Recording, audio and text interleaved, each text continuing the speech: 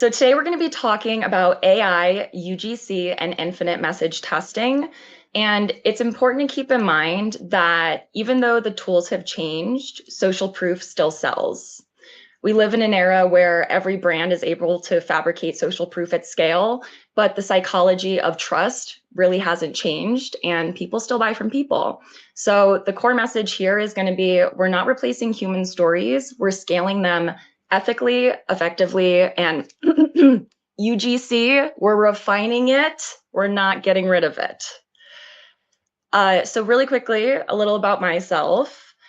I'm an entirely self-taught performance marketer of 10 years. I fell into the industry by accident back in 2014 because of my love for video editing. I'm experienced on both the brand and creator side. I've worked internally for brands and agencies, as well as also as a creative contractor.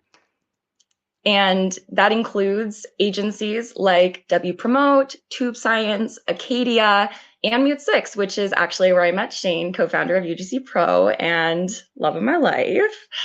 And then we have over 10,000 students educated through our free and paid resources, leading what we're calling the creator to strategist pipeline with our video courses. One thing to keep in mind is that when I reference UGC prior, I think of 2022 as kind of this like kismet moment on TikTok, which is where UGC kind of went viral and quickly everyone and their mom knew about UGC. And it's funny because all along I've been doing user-generated content as a side hustle for years at that point. And that's kind of how UGC Pro came about, is everyone was talking about it on TikTok. And I kind of saw that there was a lot of misinformation being spread around. So we created UGC Pro to help educate everyone on actual best practices. And the rest is history. So I've played pretty much every part of the creative process. I started out as a video editor, UGC creator, even a producer on set managing weekly shoots, and then to creative strategist, and now fractional creative strategist and performance creative consultant. I've generated over $500 million in revenue for my clients since 2017, working with brands spending upwards of $4 million a month on Meta alone. Just to put into perspective, one of my favorite case studies I love to mention is that the top 18 out of 20 ads for one of my clients in one calendar year were all of mine. They were so good that they were able to leave Tube Science, and those ads alone generated close to $50 million in revenue. I'm very passionate about bridging the gap between creatives and paid media. I like to call myself the glue between the two. And then as far as great creative leadership goes, I believe it starts with fluency in the creative process. What I mean by that is I don't think you can lead if you don't understand.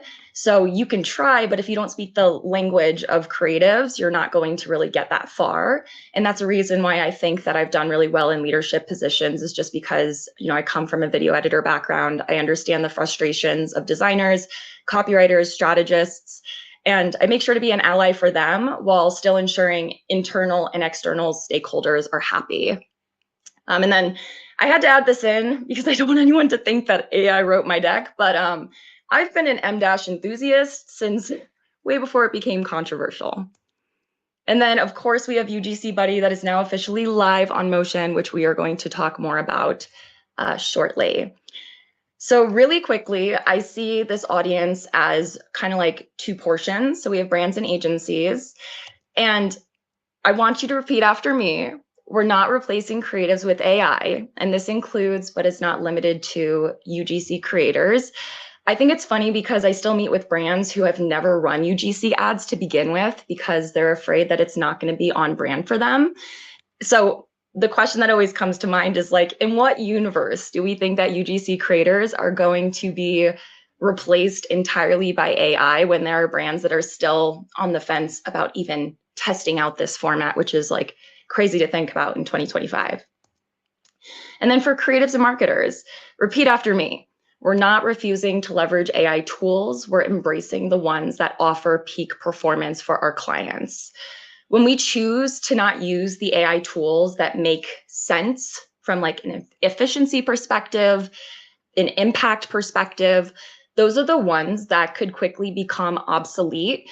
And when I say that, it isn't becoming obsolete to AI. It's actually to the performance marketers who are leveraging these tools. So this is something that I've been encouraging my peers, colleagues, and also our students with UGC Pro to not be afraid to leverage these tools, because again, it's so important to use the ones that are going to maximize your performance and make the greatest impact. And then just a really quick brief overview, UGC then versus now. So we're not here to replace, we're here to refine. We're not scrapping the playbook, we're sharpening it. UGC and AI should be a partnership and not a replacement. And this timeline actually reflects exactly that. So over the past 10 plus years, UGC has evolved.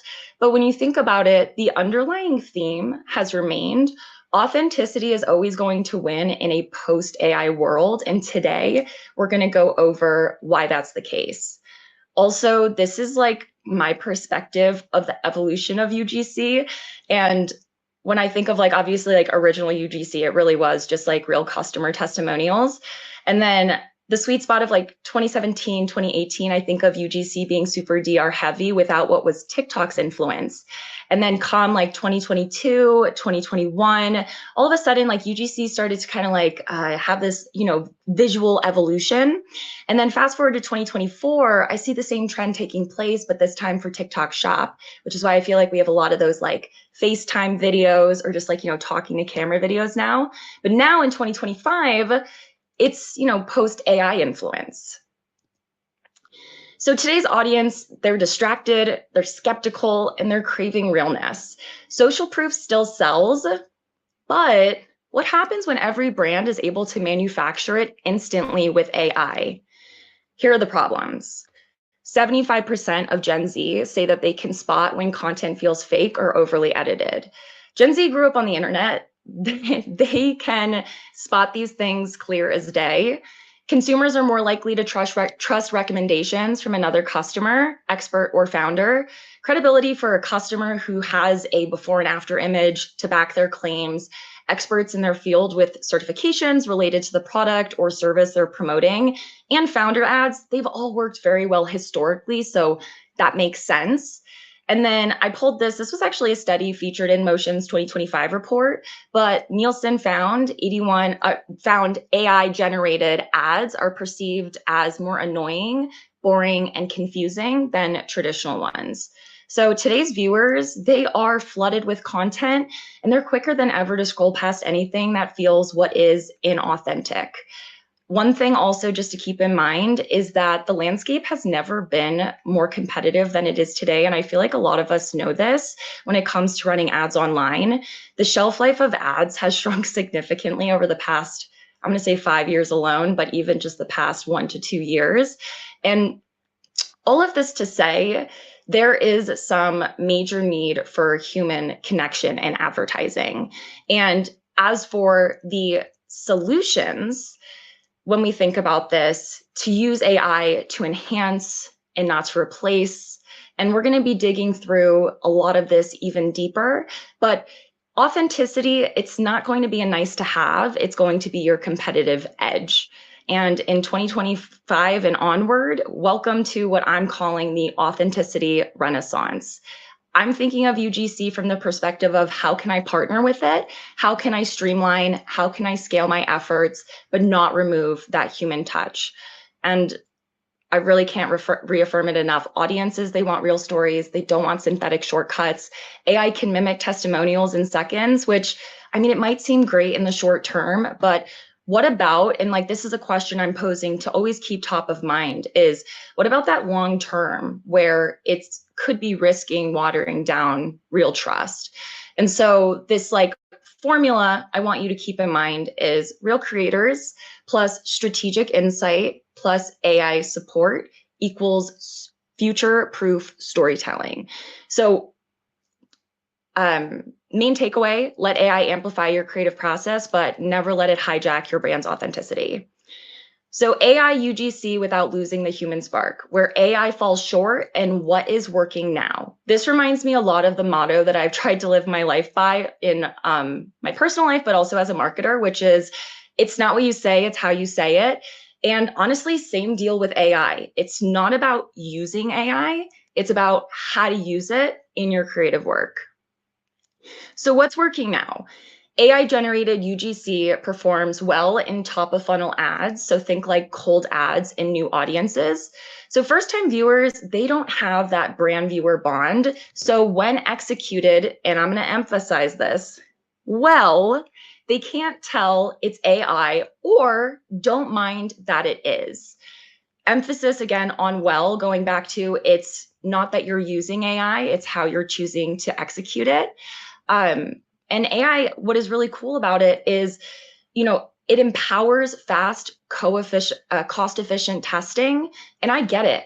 Money doesn't grow on trees. I've managed creative budgets many times over my career, and every quarter, my goal has always been the same: to maximize impact with the budget that I have. And when partnering with AI, you should have that exact mindset.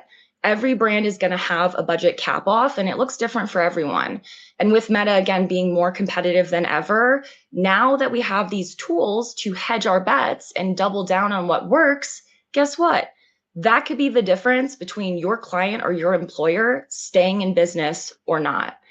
Another thing that's working really well right now is straightforward explainer videos and product demos controlled in a controlled study. For example, it was e-learning that found that those students had an AI presenter and found it less engaging. Some even noted it, they felt discomfort or disconnection.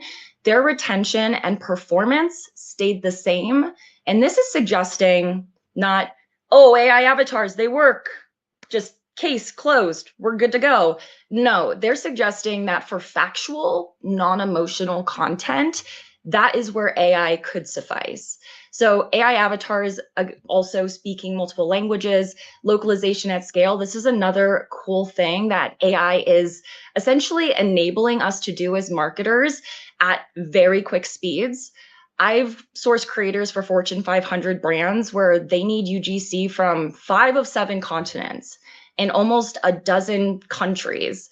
And for them, they want that properly localized content because it can lift engagement, which makes sense, right? If you're running it in Japan, you'd hope it's a creator that looks the part and also speaks the part. And when it comes to engagement metrics, when it is properly localized content, it is lifted in engagement by 40 to 50% versus a one-size-fits-all messaging. And even on a smaller scale, when we think about it, like US, Canada, Mexico, they are hugely diverse, and there is a lot left on the table if you aren't at least testing creatives to target new demos or even just editing a photo to be in a localized location. One thing I do want to warn of, though, is that even with AI, you do run the risk of sounding off in like tone, slang, or nuance. I had a client that was in New Zealand, and like even just like subtle spellings would kind of like spot out the fact that whoever closed captioned it was not actually from New Zealand. And so it's just always great to have a native speaker or cultural expert QC those final results. Now, what's working best right now is the hybrid content strategy. This is combining human elements with AI-generated content to help maintain authenticity while still scaling production. The main takeaway here is AI doesn't have to replace creators. It can actually support them, let human energy drive connection, and then let AI drive efficiency. And honestly, when we think about it, it makes a lot of sense. I've been working with a lot of clients who historically have kind of done this like combination for like hybrid approach, where the first few seconds of the hook is like an actual human, followed by an AI generated voiceover for sales sequence. And this is a great opportunity to be able to A/B test different sales bodies at scale. And what's cool about that is you're finding that happy medium of having that human connection in those first few seconds. And then obviously when it comes down to execution, that's what's really going to make a difference of whether this does well or not. But to be able to have the B-roll, the sound effects, the music, to have it all complement that AI voiceover. And what's cool is like when someone first sees the ad, our brains are hardwired to respond to those human cues, which in return is going to increase retention and trust. So in those first few seconds, you got me hooked, and then we go into the AI voiceover body for the ad. So where AI is falling short, AI can't yet, I'm going to say yet, even though I believe AI can't replicate human nuance. There are certain moments that do really need real people and real experiences. And these are just, 3 examples. A virtual mom talking about her child's illness. I mean, how tone deaf. An AI avatar joking about burnout, a cloned voice narrating trauma recovery. This is where the use of real humans is so important. And it's one of those things where you have to really consider before you decide on whether you're going to use real humans, have a hybrid approach, or AI only content.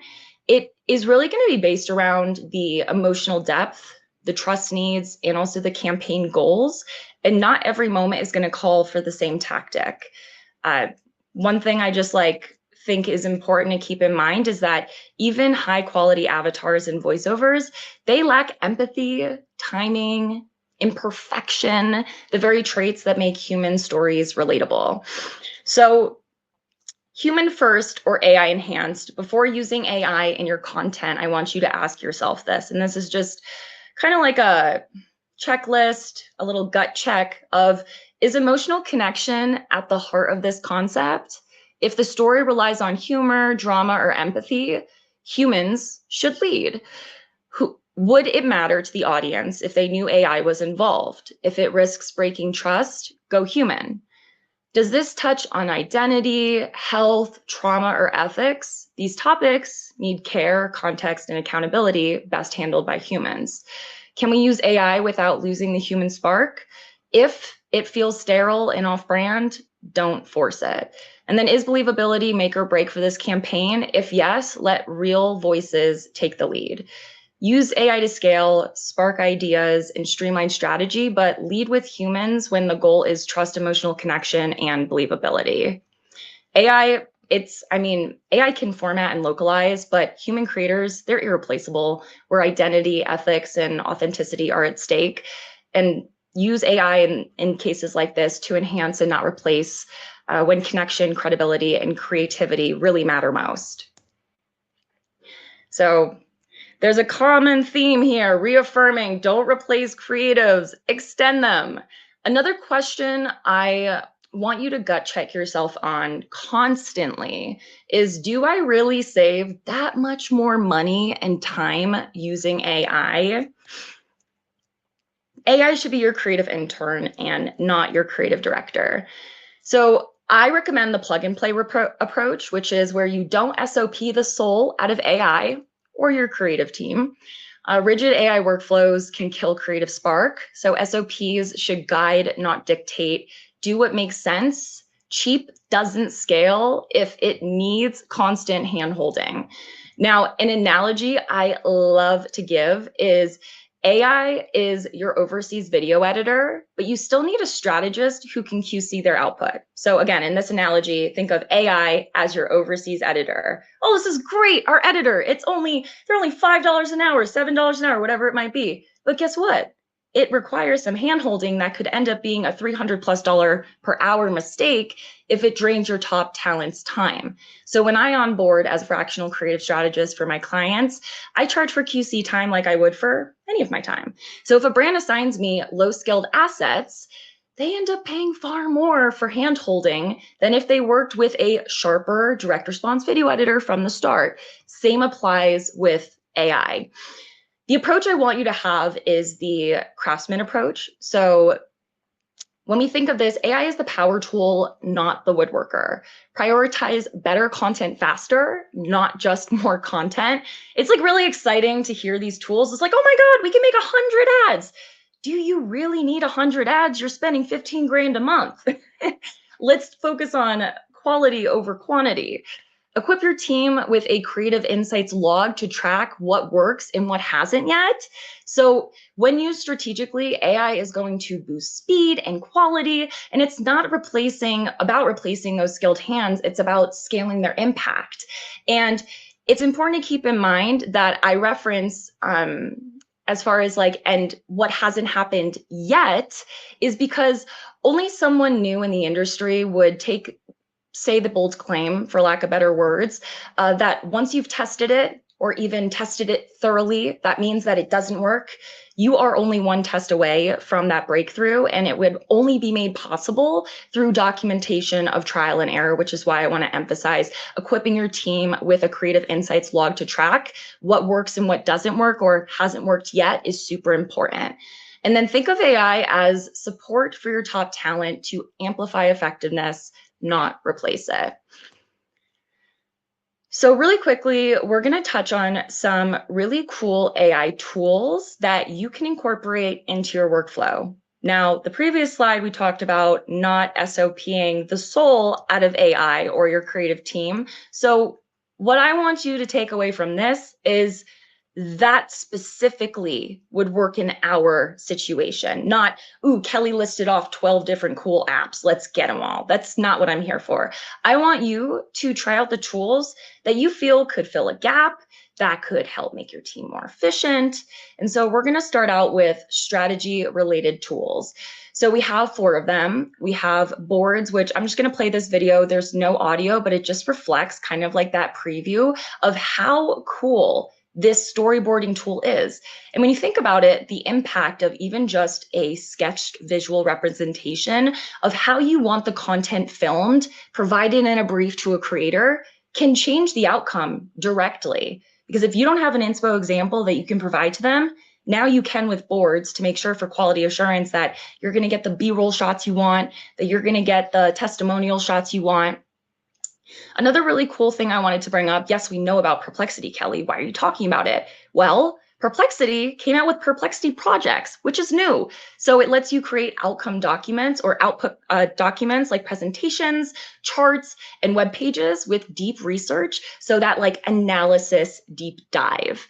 And then Prompt Cowboy takes the basic prompt, which I know we all normally would just type out, and makes it stronger for way better output. Like I'm talking, if I put like a 1 or 2 liner, it's going to create multiple paragraphs to set me up for success when I submit that prompt. And then shameless plug, UGC Buddy for scripting and creator sourcing. It helps simplify the ideation and scripting process for user-generated content.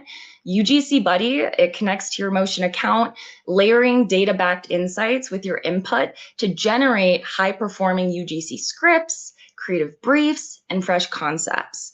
And we're going to go a little bit more thorough into UGC Buddy later on. So static related tools, these are all very cool, just like short examples of what Claid is capable of doing. So this is an MP4, but it started out as a static. Same here, you got just a transparent image, and now it's being worn by a model. This one here, very cool, being able to change the background. And then this one being able to actually submit a prompt like kitchen counter and having it form in the background. And I know when we first see this, the first thing that might come to mind is, oh, well, Kelly, like you just replace those people that play those roles with AI. And what's pretty incredible is that these tools are now giving an opportunity to creatives like myself who my expertise is not in this. My expertise is in creative strategy and very scrappy DR like UGC, and also the post-production side of it for video editing in Premiere Pro. Those are my strengths.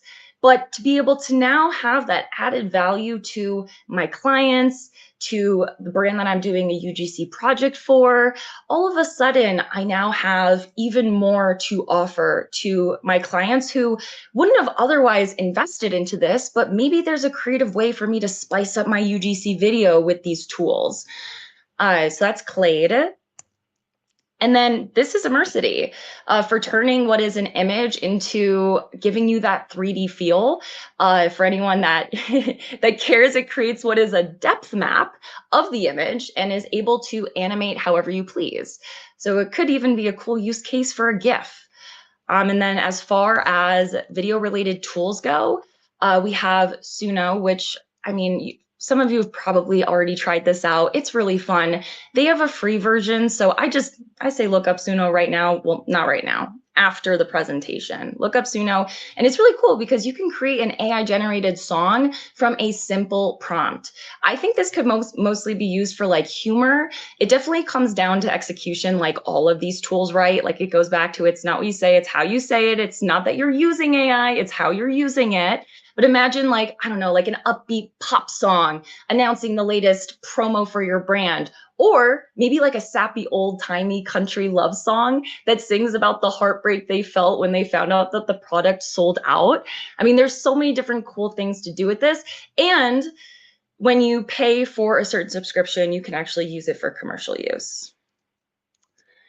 And then 11 Labs, I'm sure a lot of you also are familiar with this. If you're not, it is a great opportunity for quick fixes. Like say if like a brand or product was mispronounced by a creator and you need that quick turnaround, all of a sudden you can do that. We are going to move on later on to talk about like the ethics side of things, but this could be a great use case if done ethically.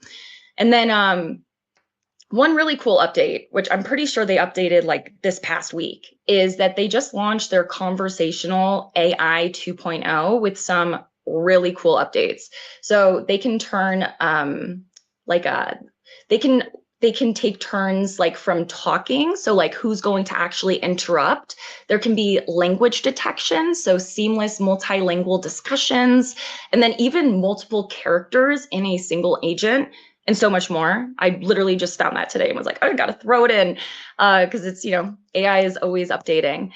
And then Descript. So originally used for like really cool captions. That was like initially how I found Descript, but they also have like the green screen effect to take any video and remove the background, similar to Runway AI, which I was using, but now that it's in Descript and in CapCut, it's like, okay, I can like kind of cut some costs here. But another cool feature is that Descript has the eye contact feature. So if the creator isn't looking directly at screen, you can actually fix it like that in post-production, which I think is pretty cool. And then post-mortem tools.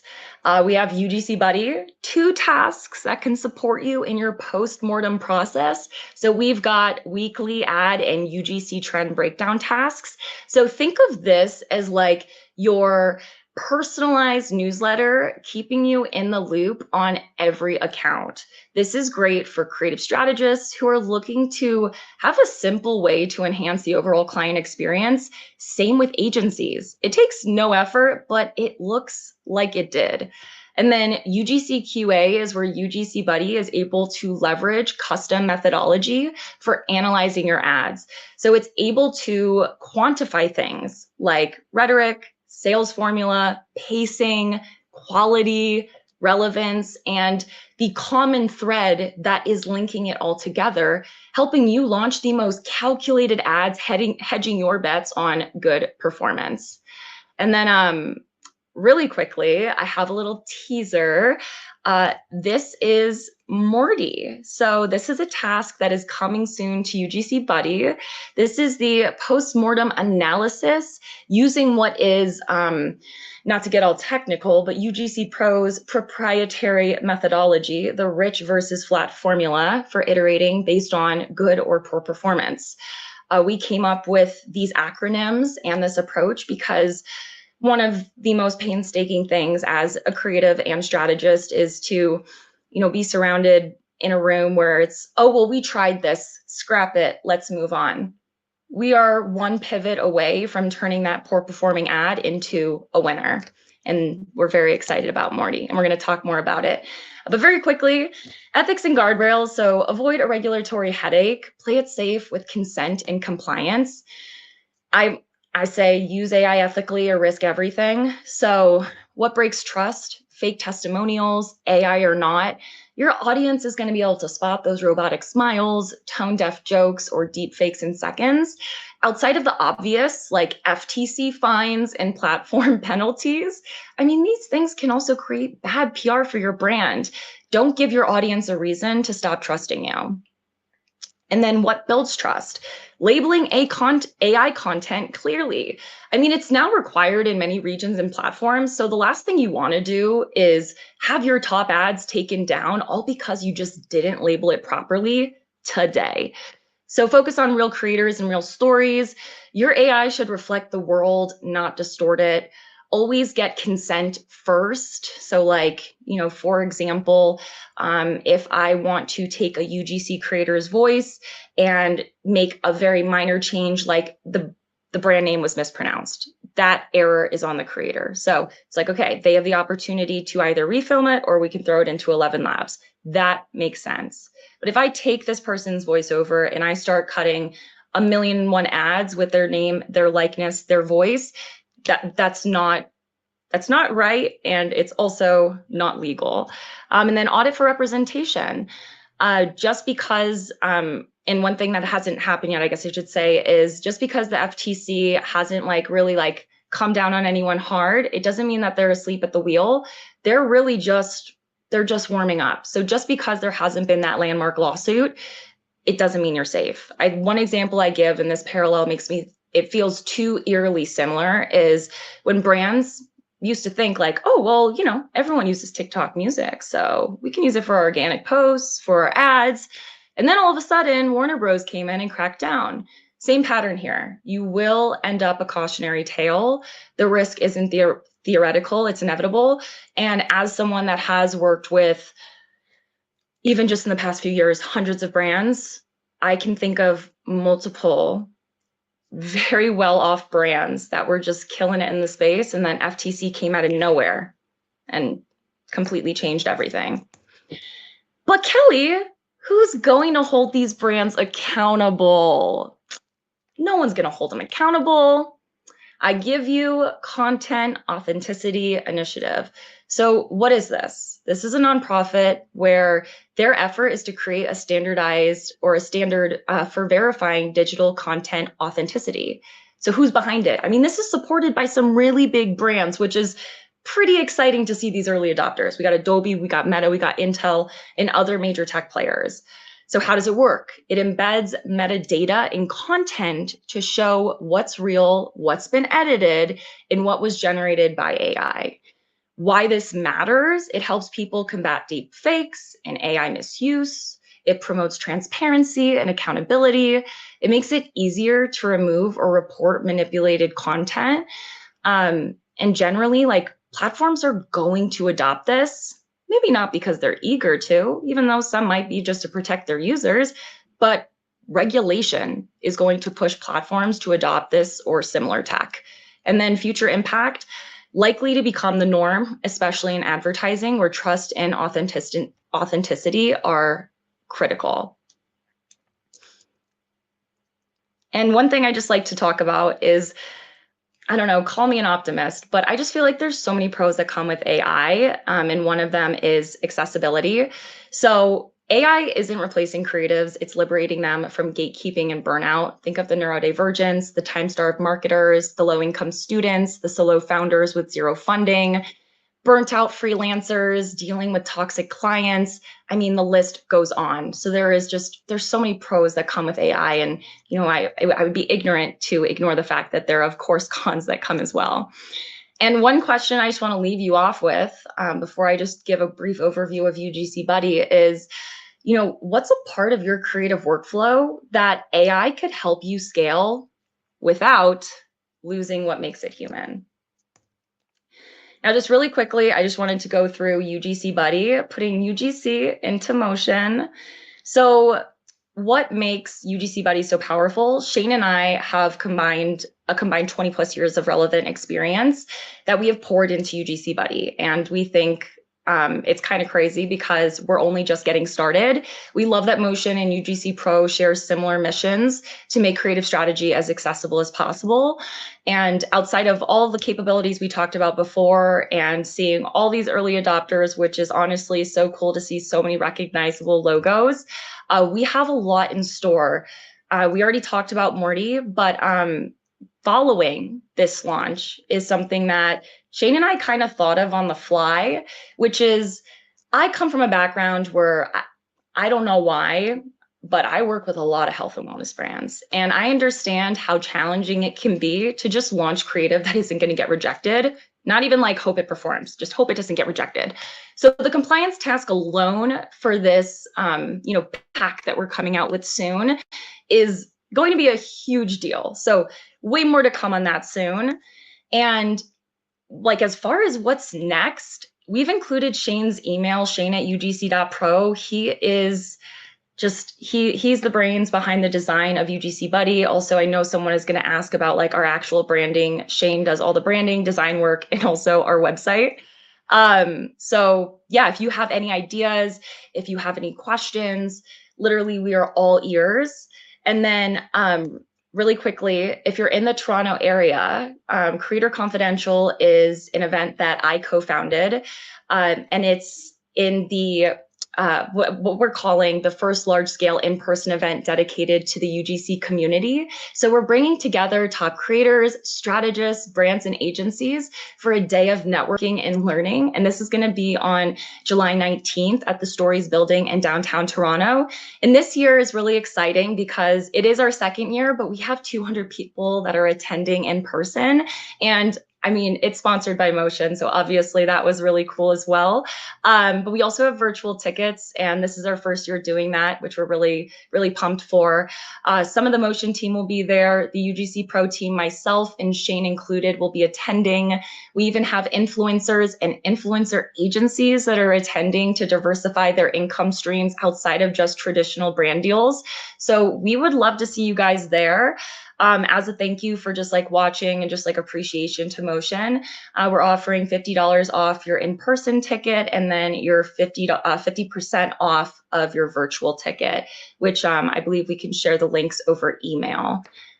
And then just a few reminders, just because it's tough out there for some marketers. The job market, it's challenging right now. And I think it's important that we lead with empathy where we can as performance marketers. So for one, when it comes to listing jobs you're actively hiring for, just list the jobs if you truly are actively hiring for them, not because you're curious to see what's out there. There are people that are applying to your job opportunities who are really counting on at least getting an interview for the sake of just like not going under financially. You don't need 3+ rounds of interviews. And if you do, you probably don't have the right people that are interviewing these candidates.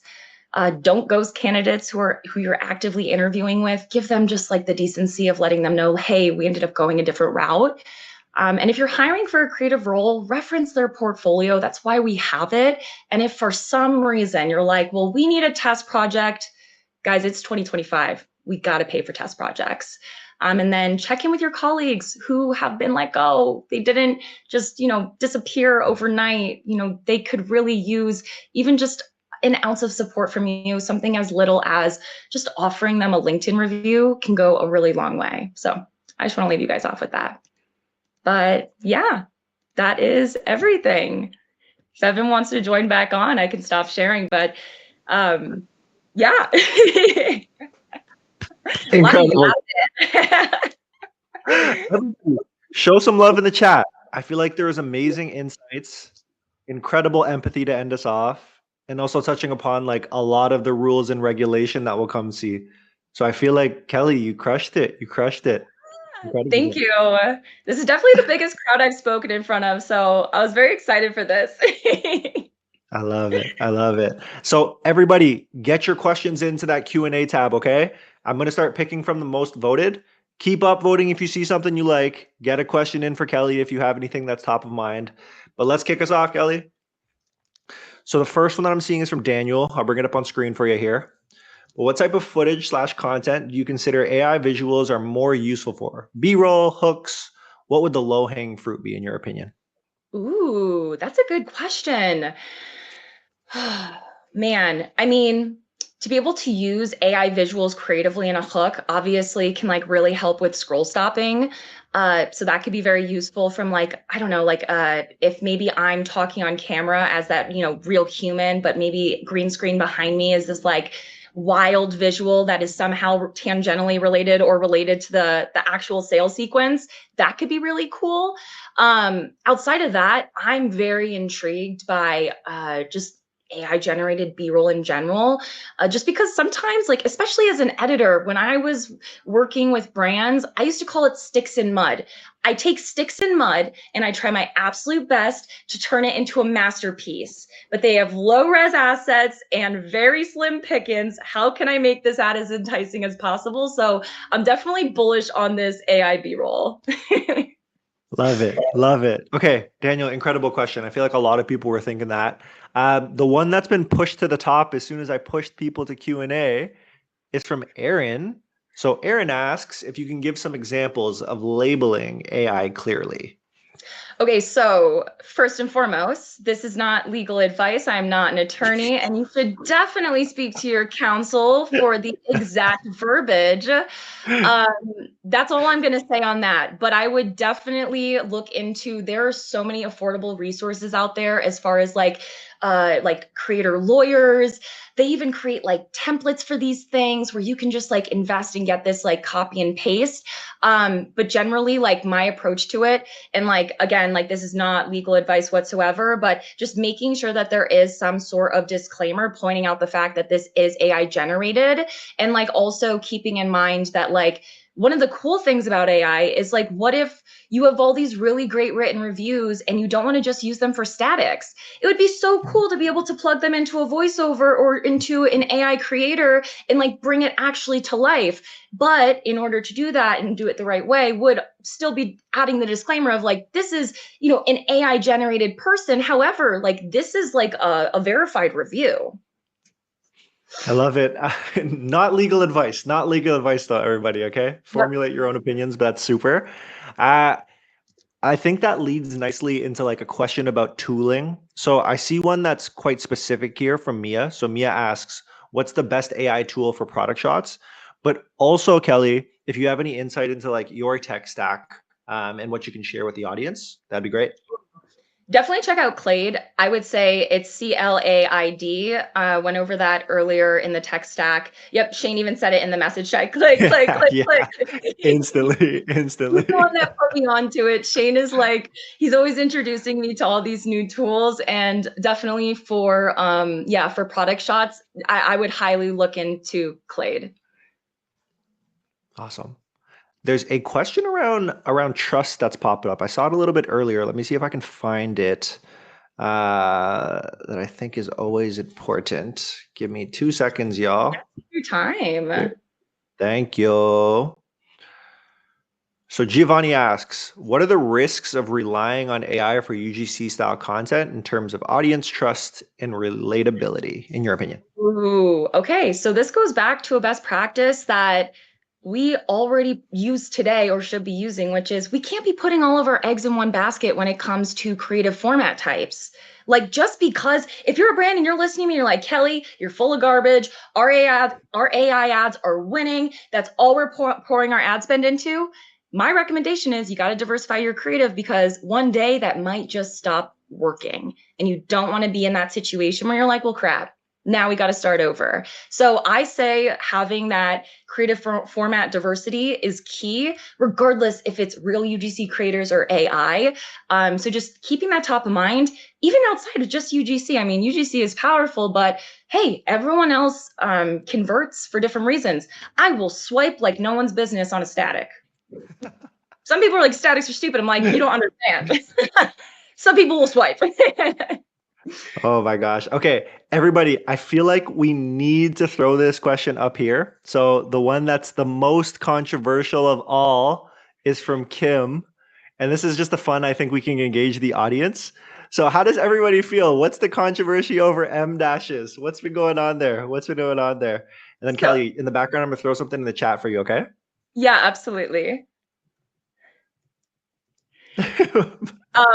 So even just like for the controversy of the MJAT too, I feel like I don't know where it came from, but I saw this one post on LinkedIn where they basically were like, and no tea, no shade at this person, but they had said, oh, if you're using the M dash and it's not in like a monologue, like I know it's AI generated. And I'm just like, come on. Like some of us use exclamation points in our emails and we're not afraid to. That's exactly how I feel about the M dash.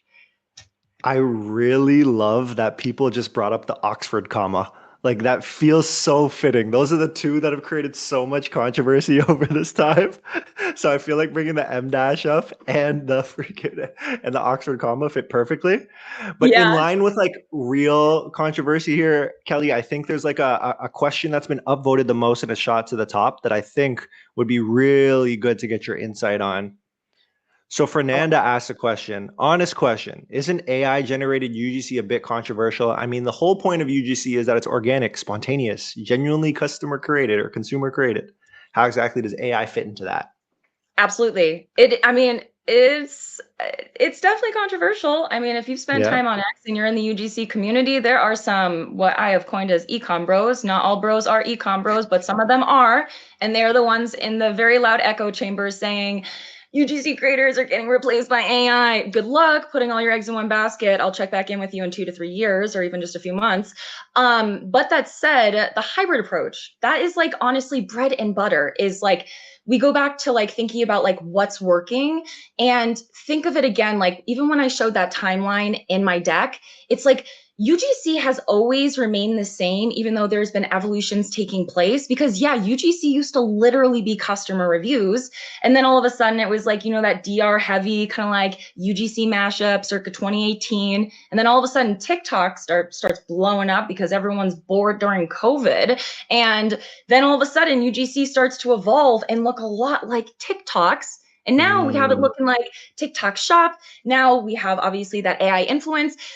What I'm getting at is AI can help, you know, scale your efforts and test strategically.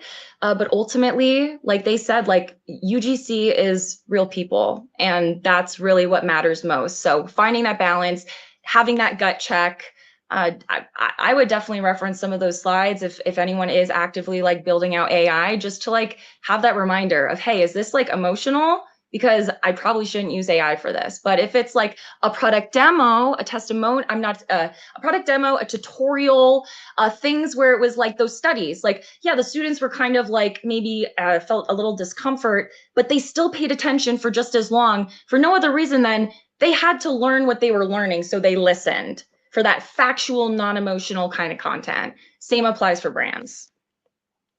love that, Kelly. I've been talking to a lot of like moderate spend brands. So you'd work with like some of the biggest giants in the world, but brands spending anywhere from like 10 to 20K a month on ads. And one of the things that's popped up is just like it's a lot of work to work with UGC creators. So UGC creators in the chat, like put your hands up because people want you for sure.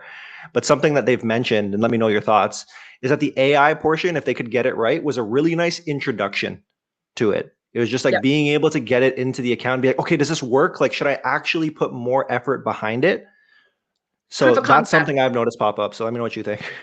Oh, love that. Proof of concept, absolutely. It's one of those things where, like, again, like you said, like, I'm working with like some really big fish, but also like working with smaller brands and being able to leverage these tools, it hedges our bets. And I love saying it. It Yeah. hedges our bets on good performance. So if you're able to test something just like this little proof of concept and you start to see performance, then all of a sudden you're like, cool, like maybe we can have someone internally produce a UGC concept. Okay, that's working. Okay, let's invest into creators now. I love that. I love that. Okay, everybody, we probably have time for a couple more questions. So please, please, please get them in. I'm going to pick them. I saw a nice and long one that I want to try and find again that I want to bring on stage. Here it is. So from Michael. All right. I found AI to be most effective after the core creative concept is locked. It's incredibly useful for repurposing and scaling content across formats, but not as strong as generating original campaign ideas. What types of influencer content or original assets tend to make the best starting point? Definitely like those non-emotional concepts. So think like product demo, promo, and like I have worked with brands that again are spending millions of dollars a month and like completely AI voiceover, but it's not like a heartfelt testimonial about like weight loss or overcoming a chronic illness. It's, you know, a promo for a CPG product or whatever it might be. So I would say definitely like keep that checklist, that gut check checklist in mind of, is this emotional? Okay, we should probably steer clear of that, but okay, like, is this something that we can actually leverage AI for? Great. Huge. There's been a bunch of different questions that I've seen pop up. So this is related to the event that's happening in Toronto, but I think I've also seen things in the chat related to like building a community around this. So wondering if you can comment if people tune in virtually to the event, is that an option for them? And then secondly, how can people familiarize themselves and get up to speed with what's happening in the industry? Ooh, okay, good question. So networking even for the virtual ticket, that's actually a really good question that I will have to go back to our founders about, because there should be a way for everyone to connect virtually. I know I saw Keely and Mare in the chat, so maybe Mare or Keely wants to chime in from like a logistical standpoint. But I would love to be able to do that. We're on all socials. So like what I normally recommend for someone that's looking to network in the UGC community online is simply follow us on like X and on Instagram. We're also on YouTube, but like as far as like networking goes, and then just literally follow just a few of the people we follow, and then all of a sudden your feed, your algorithm is going to be giving you all this content. And like what's incredible is like I keep referencing it as like the UGC community, but like if you're not a part of it, it like sounds a little strange, but like since 2022 when UGC went mainstream on TikTok's For You page, there has been this incredible community online that has been truly supportive, there for each other, helping educate one another. And yeah, it's just incredible to get like kind of like plugged into on X and on Instagram. I'd say X is probably the strongest, but it also has kind of like the strongest smack in the face sometimes, depending on the tweet from the occasional ecom bro, but that's okay because it's mostly good, not nearly as bad. And then outside of that, we have tons of resources on our website, www.ugc.pro, just ugc.pro. And like we have an actual like community. So if you're looking to like get plugged in, that's going to be the great way. That's going to be a great way to do it. Huge. And everybody, the fact that you're here is a really great first step. All of a sudden, you just got a list of like 7 separate resources. Perfect. Put yourselves in positions to win for sure. Okay, Awesome. Kelly, I have one last question for you from the audience here. And I think this is the best way to end it by like your perfect blend between the creative and the data side of things. So Joaquin, hopefully I'm pronouncing that correctly. Let me know in the chat. What's the role of the media buyer in this transition towards a primarily AI enhanced creative strategy? How can we help as much as possible? Ooh, honestly, since 2018, 2019, I've just seen media buyers become more and more of that like creative strategist. And you would be truly putting yourself at a disservice if you aren't already flexing this muscle. So being able to leverage pre-existing tools like UGC Buddy is great, but also being able to like flesh through it, start flexing that muscle yourself. And also like, I mean, shameless plug, but like Shane said it in the chat, like we've had over 10,000 students take our free and paid resources. We have our 4-hour creative strategy video course. I ended up making a code for it. I wasn't going to promote it, but it's Motion 50 for 50% off. And like, this has single-handedly, I'm not even like, this is no flex, but like single-handedly, this has like transformed the lives of our UGC creators who chose to go the creative strategist path. So like that same logic of being like, how do I enter into creative strategy to make myself a stronger media buyer, a stronger coordinator, whatever it might be, like having this knowledge is, I mean, it's single-handedly the most important aspect of paid media today. Like there was a time where like, you know, I don't know, like 7 years ago, it was like, oh, we can throw any creative at the wall and like, it'll probably work. And it's like, no, nowadays it's so competitive. Like we all need to be flexing that strategy muscle. And like, thankfully, when there are dedicated strategists, the glue between the two of creative and paid, that can help that. But if, you know, you're in the circumstance, like he had mentioned where, hey, what if it's primarily AI-based creative strategy? Honestly, just throwing yourself in it and like getting more comfortable flexing that muscle, because your value as a paid media manager is going to 10x for simply understanding this. Talk to him. That's amazing, Kelly. Snaps all around. Snaps all around. I'm wondering, we've made it through the different questions. If there's any final words you wanted to leave with our audience today. Honestly, I'm just really happy to be here. it's like kind of like kismet timing, just because 10 years ago, I made the really bold decision to stop going to school. And I think it's quite incredible to see just like the tools that we have accessible to us in 2025. And so I don't know, it's easy to like look at someone even like myself and be like, oh, well, how did she get here? Like she's lucky or whatever.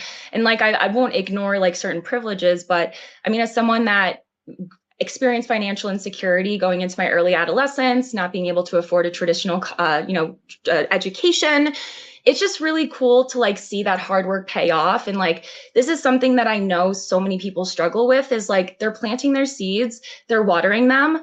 And it's so frustrating when they don't start sprouting when you want them to. But what I like to say is that when you're planting these seeds, when you're watering them, regardless of the goal that you have, luck really is just preparation and timing. So if you're preparing and you're laying that groundwork, you're building that firm foundation, that opportunity will come in a moment that you're like, holy cow, this really all started to pay off. And like, there were times where it's like, is any of this worth it? And it's like, it is. It absolutely is. So I just want to say that to everyone else that's probably having their own doubts. Just because, yeah, before you know it, all of a sudden you see sprouts and they're the full blown tomato bush or tree or something. Oh, UGC Buddy just sprouting from the ground. Everybody, you can feel the energy through the screen. Like this is what I love. This is what I love. So Kelly, this has been an absolute pleasure. In the chat, we have to give a round of applause. This is absolutely incredible, Kelly. So thank you so much for joining us. Thank you. Seriously, I really appreciate it. It's time to ship more winning creative with Motion's creative analytics platform that helps you scale winners into unicorns and helps you figure out where your ads might need just a little more help. Join over 2,100 teams shipping winning ads with Motion like Fiori, True Classic, Hexclad, and more. Get a free VIP tour today, and you can see how Motion can help your creative strategists and your media buyers speak the same language.